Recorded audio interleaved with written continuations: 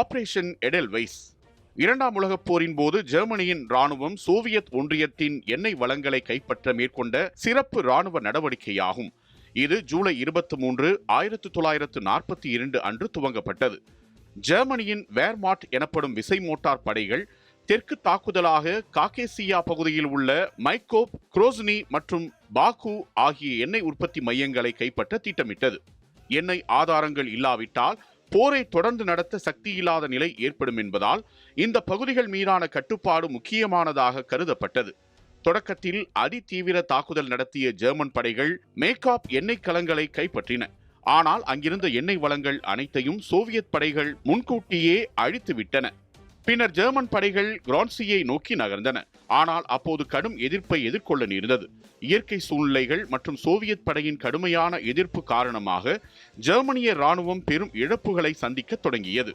அதே சமயத்தில் ஸ்டாலின்கிராட் போரில் ஜெர்மனிக்கு ஏற்பட்ட பேரழிவால் எடெல்வைஸ் படைகளுக்கு பின்புல ஆதரவு குறைந்தது.